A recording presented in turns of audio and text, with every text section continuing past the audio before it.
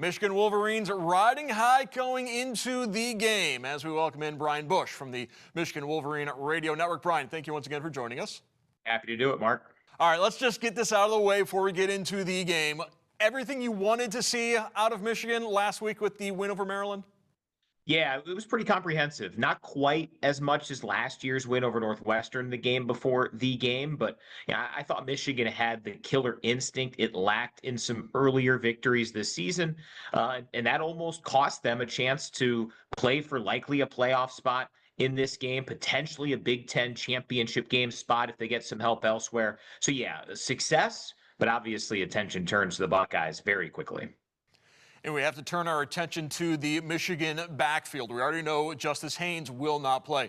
Jordan Marshall did not play against Maryland, but did suit up. We had a 100-yard game from Kudzall. He scored 3 touchdowns, third running back this year for Michigan to eclipse 100 yards and 3 touchdowns. But with Max Bredesen leaving the game, certainly a lot of questions about the health of the Michigan backfield.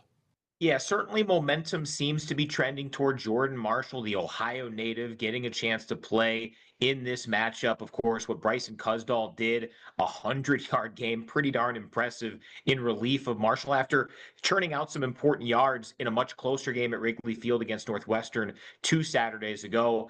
The Max Bredesen decision, the injury status is massive. What he does for this team cannot be measured statistically. The Wolverines are always preaching next man up, and Jalen Hoffman is kind of that next Max Bredesen clone, but it's tough to replace a 2-time captain in Max Bredesen if he cannot go. So yeah, it's great to have Jordan Marshall back, we think, but the Max Bredesen storyline can and should be a pretty important topic this week. And similarly on defense, no Rod Moore, but he will make an impact through his leadership, much like Bredesen will if Bredesen's unable to go. Yeah, you certainly feel for Rod Moore, who has worked so hard to try to get back and played a few games this season. He had the clinching play in Ann Arbor 2 years ago in this matchup with Ohio State. He's an Ohio native too. This rivalry means so much to him. This program means so much to him. But gosh, I mean, Wink Martindale and this defense, they've ushered in a ton of youth in the secondary. Seems like there's a new player being introduced to Michigan fans with a big play every single week back there. And they're going to have to step up again against the best wide receiver group in the country. Obviously, questions about the health of the Ohio State wide receivers.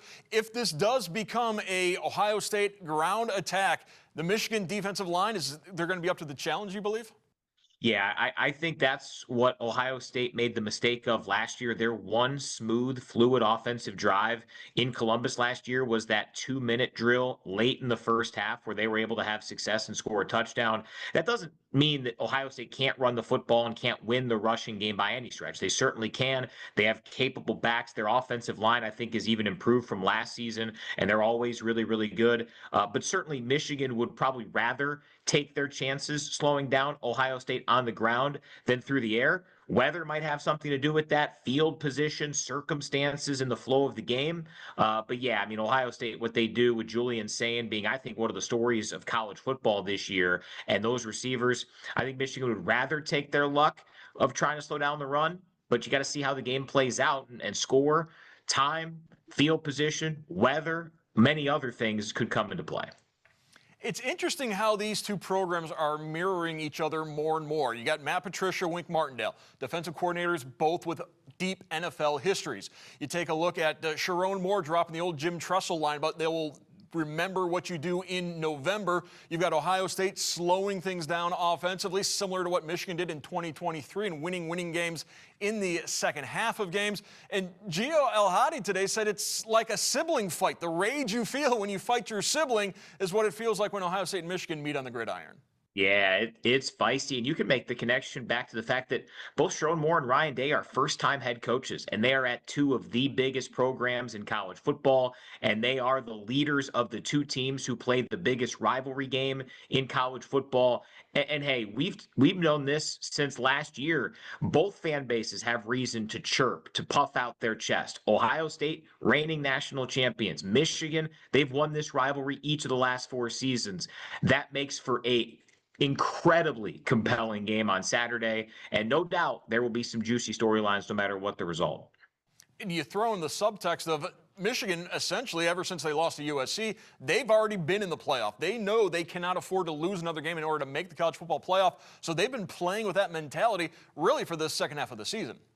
Yeah, and it has been uneven at times, right? Narrow wins over the likes of Purdue and Northwestern, solid performance against Maryland, but this team is still looking for its best game of the season. And let's face it, each of the last 4 seasons, you could argue that Michigan's best performance of the year was in the game. Maybe in that 2023 season, you could argue Alabama or Washington, but outside of that, most certainly last year, Michigan saved the best for last by several tiers compared to what they did the rest of that season. So Sherrone Moore, he has been as integral as anybody in the renaissance for Michigan in the rivalry with Ohio State. Jim Harbaugh back in the day when Sherrone was a pretty young coach, working his way up as a position coach, tight end and offensive line. He gave Sherrone the responsibility of scouting Ohio State day in, day out, week in, week out. Sherrone Moore is as important to Michigan winning 4 in a row in this rivalry dating back to 2021 as anybody out there, players, coaches, anything along those lines. He always seems to have something big time ready for the Bucks. And yet, when he was asked about that sort of mental edge Michigan has held over Ohio State the last 4 years, Moore was quick to deflect, saying it's all about the kids making plays on the field. It goes back to the players executing. We'll find out on Saturday who can execute better between Ohio State and Michigan. I want to thank Brian Boesch from the Michigan Wolverine Radio Network. Brian, once again, thank you so much. You got it, Mark.